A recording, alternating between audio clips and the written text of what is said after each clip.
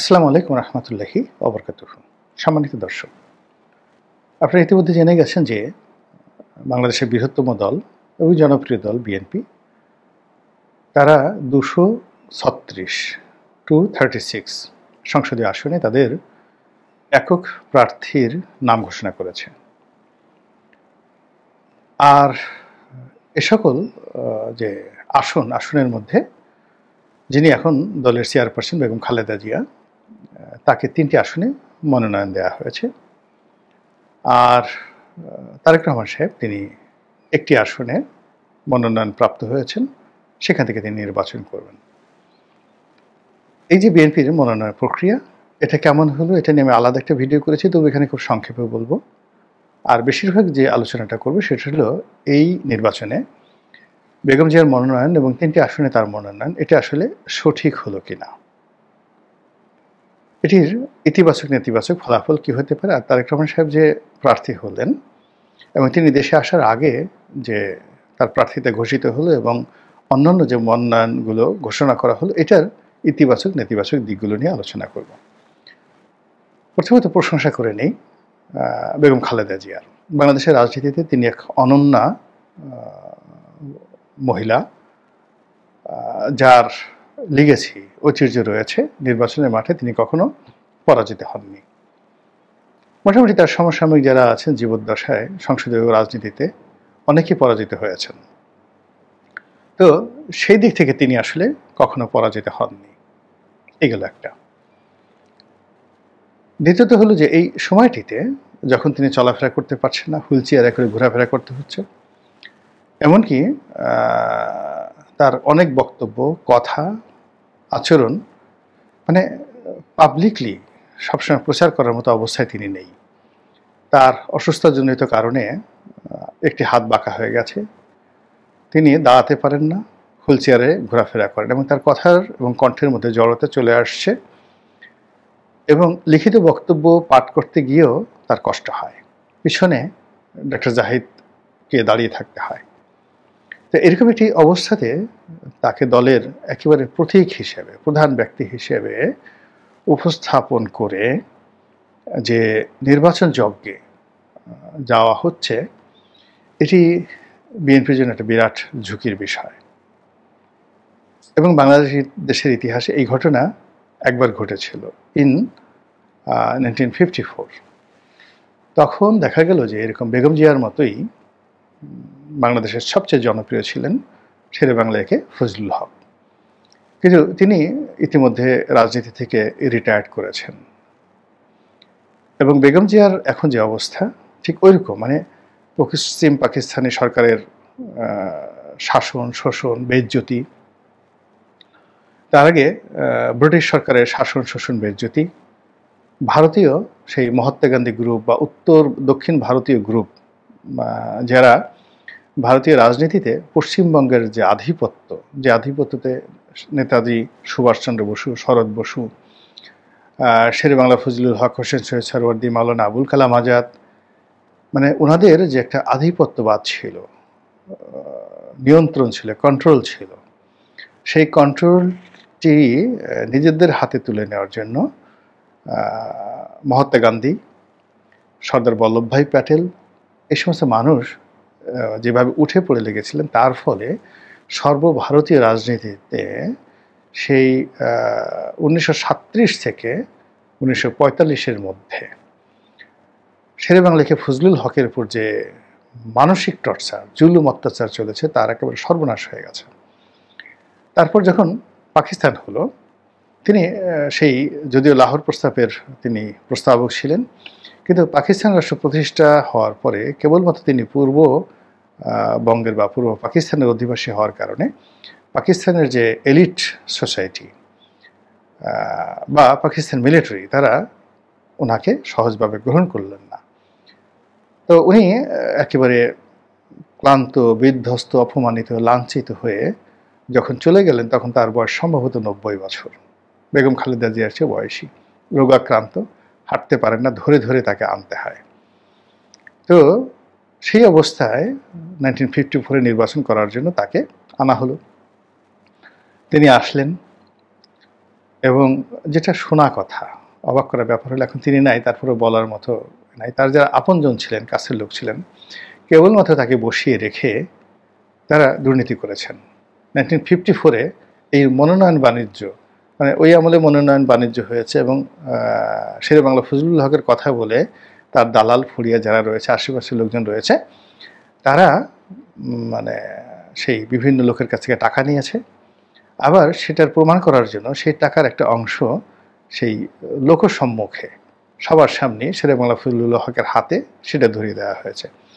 এটা যে মনোনয়ন বাণিজ্যের টাকা, ঘুষের টাকা, এই জিনিসটি ডিফারেন্ট করার বা এখানে ডিফারেন্সিয়া যে শব্দটি রয়েছে, এটাকে বাস্তবায়ন করার মতো বা এটাকে নিয়ন্ত্রণ করার মতো শারীরিক মানসিক অবস্থা শেরেবাংলা ফজলুল হকের ছিল না।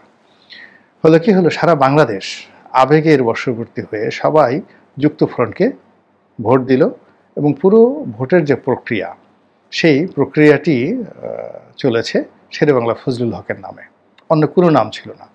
সেখানে হক ভাসানী সরওয়ার্দী বলা হতো, এই তিনজনের নাম বলা হতো, কিন্তু মূলত সারা বাংলার মানুষ 1954 ভোট দিয়েছে শেরেবাংলা ফজলুল হককে।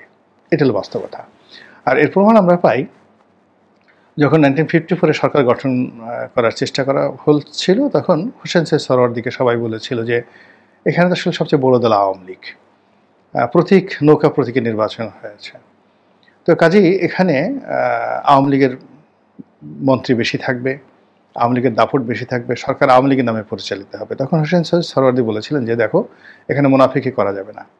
বাস্তবতা হলো যে আমাদের কারোর নামে নির্বাচন পরিচালিত হয়নি, আমাদের এখানে যা কিছু হয়েছে শেরেবাংলা ফজলুল হকের নামে হয়েছে, কাজেই তার মতামতের বাইরে কোনো কিছু করা যাবে না। তো সেই বৃদ্ধ শেরেবাংলা ফজলুল হকের কাছ থেকে যে সুপারিশ নেওয়া হলো, তার কথা মতো যে সরকার গঠিত হলো, সেই সরকার কয়দিন ক্ষমতায় ছিলেন, মন্ত্রিপরিষদ কয়দিন ক্ষমতায় ছিলেন, সেই ইতিহাস আপনারা জানেন। তো একটা নির্দিষ্ট সময় আছে যে সময়ের পরে আসলে জীবন চলে না, জীবন চালানো উচিত নয়। বেগম জিয়া এখন ঠিক ওইরকম একটা পর্যায়ে চলে গেছেন। ফলে তার যে সম্মান, তার যে মর্যাদা, তার যে অজেয় ভাবমূর্তি এবং তার যে সেই আপোষহীন যে ভাবমূর্তি, সেই ভাবমূর্তিটিকে এখন এই 3টি আসনে মনোনয়ন দিয়ে তারপর একটি সরকার গঠন করতে গিয়ে সেখানে তার ইমেজকে এবং তাকে ফ্রন্ট লাইনে এনে এখানে এই বাংলাদেশের বিএনপির গত 14 মাসের যত ব্যর্থতা, কিংবা উনি যেই সময়টাতে জেলে গেছেন, সেই জেলে যাওয়ার আগ থেকে আমি বলবো যে যেদিন থেকে ওনার বাড়ি গুড়িয়ে দেওয়া হলো, সেই দিন থেকে মূলত দলের একটা গ্রুপ, সেই গ্রুপের একটা কালো জাদুর মধ্যে তিনি পড়ে গিয়েছিলেন। এই কালো জাদু তাকে জেলে পাঠিয়েছে। এই কালো জাদু তাকে মানে যে মামলায় গ্রেপ্তার করা হয়েছে, সে মামলায় তিনি যখন হাজির হলে জামিন পেয়ে যেতেন, তাকে সেই মামলায় হাজির হতে দেয়নি। যে কারণে তার বাড়ি ভাঙা হয়েছে, সেটা যদি তিনি প্রথমে হাইকোর্টে না গিয়ে লোয়ার কোর্টে যেতেন, তাহলে লোয়ার কোর্টের কোনো সাধ্য ছিল না ওখানে যাকে বলা হয় সেখানে না দেওয়া, মানে যাকে বলে এখানে স্থগাদেশ, যেটা তো স্থগাদেশ না দেওয়া পর্যন্ত, মানে দেওয়া ছাড়া আসলে লোয়ার কোর্টের অন্য কোনো বিধানই ছিল না। অ্যাপ্লাই করার সাথে সাথে সেটা করা হতো, কিন্তু সেই কাজ না করে মওদুদ আহমেদ সাহেবের মতো ঝানু পলিটিশিয়ান যারা আছেন, তারা কেনই কাজ করেছেন, কী করেছেন, এটা একমাত্র আল্লাহ জানেন। তারা এটাকে পুরো ঘটনাটা হাইকোর্টে নিয়ে গেল এবং খুব অল্প সময়ের মধ্যে সেটা তছনছ হয়ে গেল। এনিওয়ে, মওদুদ আহমেদ যে কাজটা করেছিলেন তার প্রতিফল তিনি পেয়েছেন, তার নিজের বাড়িটাও কিন্তু এভাবে চলে গেছে। তো সেই যে বেগম যে একটা রাধা চক্রের মধ্যে পড়ে গেছেন, তার মইনুল ক্যান্টনমেন্টের যে বাসভবন, মইনুল হোসেন সড়কের যে বাসভবনটি, এটি ধ্বংসের মাধ্যমে এবং জেলে যাওয়ার মাধ্যমে, এবং সেই রাহু চক্রটি এখনও তাকে ঘিরে আছে, তার থেকে তিনি বিমুক্ত হতে পারেননি।